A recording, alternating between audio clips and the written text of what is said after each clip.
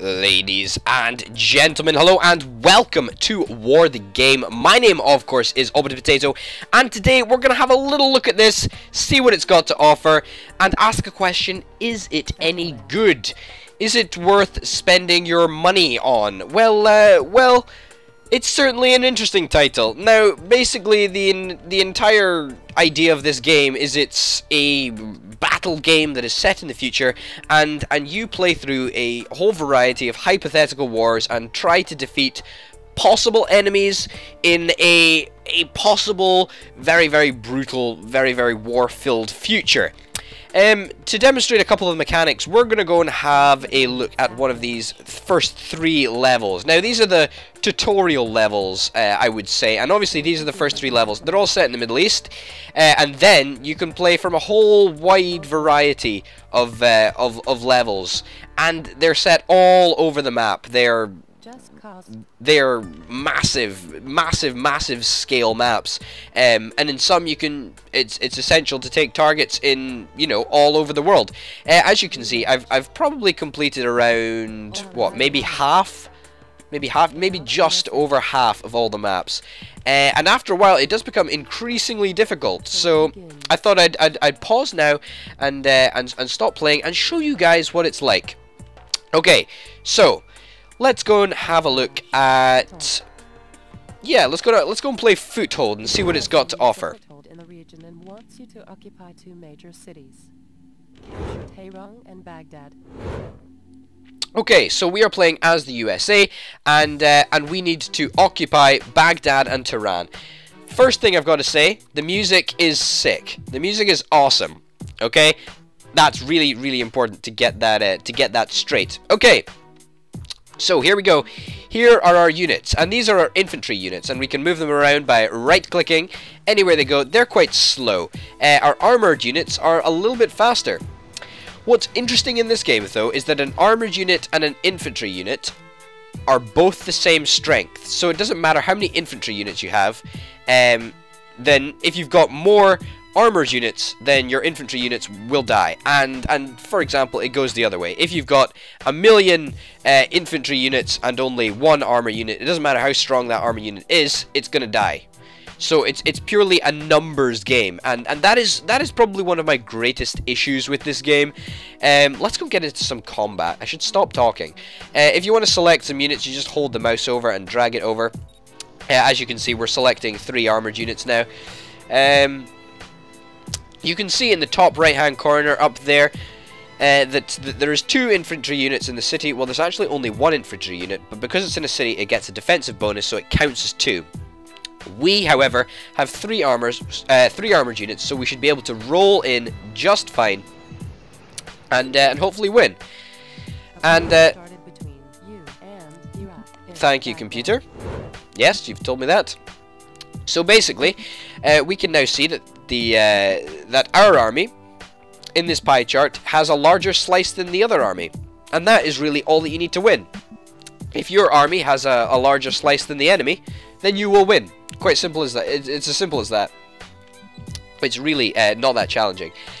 So the concept is quite simple, but it is a bit sort of simplistic for possibly my liking. Obviously, I like to have different strength units, and that sort of just adds another layer to the game, I feel. If you just have units that are all the same sort of strength, then that's not great. However, I think it works alright in this game. I mean, this game doesn't need units that are different strengths. It just needs units, and it's sort of the scale of this game that makes it pretty good.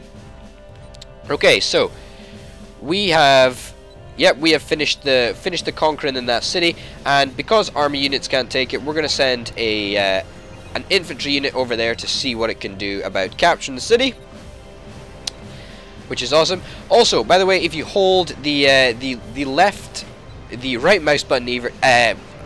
right mouse button over the top of units, you can merge damaged units to make damaged units stronger. It doesn't really matter, to be honest. There's no limit to the amount of units that you can have in a platoon anyway, or a little group, or whatever you want to call it. So that's just a fun little fact. Okay, And once again, we've got the bigger piece of pie. And that's really all that matters. We're going to win that fight pretty easily.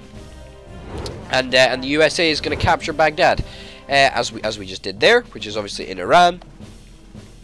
And now we are going to capture Tehran, which is in Iraq, obviously.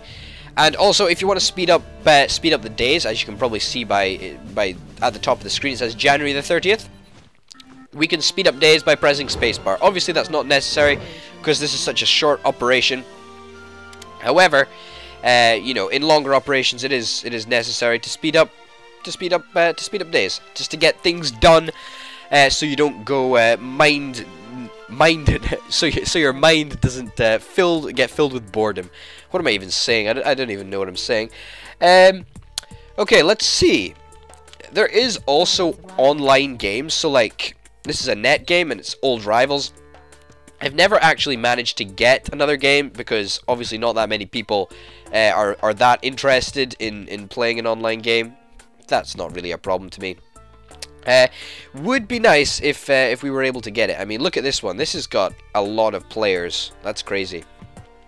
That is really quite interesting. Falklands 2. We could play this one. I don't think I've played this one yet. Some of them can be actually very, very challenging, and I'm not a pro. I've maybe put a couple of hours into it. Just as many hours as it's taken to get to this point. There is a couple of missions I needed to redo, but hey ho, it shouldn't be a problem. Okay. Special, do the job, leaving 3 billion in the bank. That might not be achievable. Okay, so now you can sort of see the mechanics of how we build units, right? So if you click on the barracks, and these are the barracks, you can build units. We can build infantry, or we can build armor, whatever we really want to do. And we just right-click to start training the infantry. That's good. What else? What else do we want? Well, let's go and have a look at Argentina first, and the Falkland Islands. What do we actually have to conquer? Okay, so we've got 2 infantry on the island, which means we need to take 3 infantry with us. We've got 3 destroyers, or 3 battle cruisers, whatever you call them, and they've got 2 aeroplanes, or 2 planes, 2 fighter jets, which means that we need to make some fighters as well. This is the plane manufacturing facility. We're going to start queuing up 2... Yeah, let's take 2 fighters as well. And then also let's start manufacturing some boats. This is the shipyard down here. We'll start manufacturing some ships. Yeah, we'll manufacture one in Edinburgh as well. And then we'll manufacture some more infantry, because we can. And because we need them. And then the rest of our resources will probably go towards battle cruisers. And we can just move all of our transport ships down to the bottom of the UK. That's fine. So now we've got our 2 jets. Now these 2 jets, don't know what. Whoops! I put them in the same group as the transport things. These jets can fly very, very fast. In fact, we're also going to need an aircraft carrier if we're gonna go all the way across the world. Obviously, their reach, as is indicated if you click on them, you can see how far they can go. So they can go all the way down to this line, but they can't go any further. And they can just fly around in here, so they could go really wherever they want. But if we want to get them all the way across the world, we are going to need to get an aircraft carrier. So let's do that, and then let's plow the rest of our money into battle cruisers. That should work. Okay, one there, and yeah, that's pretty much it. That's all we can build for now. Okay, aircraft carrier, built you, that's awesome. And we will go for another battle cruiser. Sweet! Okay, so we need to select all these units, and we need to tell them to all to embark. Okay, good. And obviously you just long right press on them to make them embark as well. Okay, let's get all the ships down here. And let's get you guys as well. Come on, you're not missing out on the party. So I'm not really sure how well we're going to fare. It's going to be probably pretty tight. Yeah.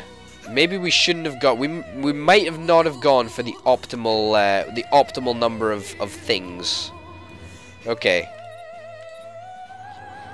Let's get everybody heading down there. We want everybody to go together for now because the jets need to stay in range of the carrier. That is vitally important.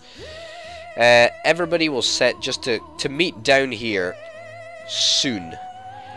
Okay, good. And obviously we can speed things up if we press space again, so that's basically how you do it. This is the first time you've really seen space in action, and you can speed up the time, and it's pretty essential, to be honest. It's pretty necessary. Okay, good. Okay, the jets are coming with us. That's awesome. Okay, how are we going to do this? How are we going to do this indeed? Let's get you out here. Jet, you can go out here. We just want to get a sort of a rough idea of what we're going to do. Okay. The 3 boats.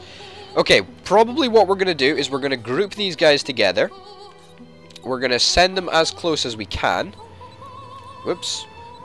And we're... No, not you. Not you. Okay, there. We're going to send you guys in to attack the battleship over here. And the jets... You... Whoa, no. Goodness sake. Forgot to unclick there. Okay, let's get you and you. We can set you to attack these battleships as soon as you're in range. Okay? As soon as the battle starts, it's all going to go down. There we go. Okay. So now, while we have the upper hand, and our piece of the pie looks slightly bigger, which is always nice because we got a battle carrier in there, I think. Let's get these things on board and get them to attack. Let's get these infantry units down on the ground. Okay, let's get the planes in there as well, just so we can win the fight as soon as possible. Okay, these planes are a little bit annoying. I don't know why they're doing this. I can do this all day. I can do this all day.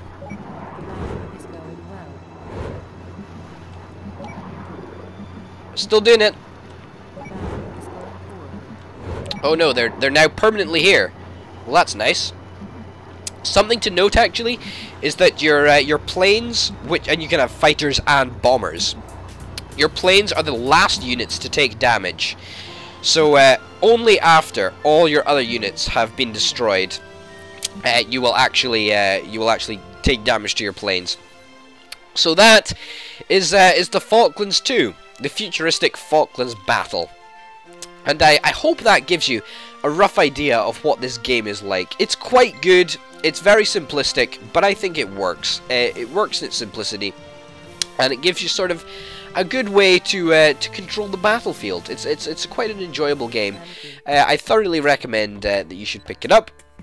You can get it on Steam, and yeah, my name's been Orbit Potato. If you've enjoyed, then please remember to like and subscribe, and I will see you next time.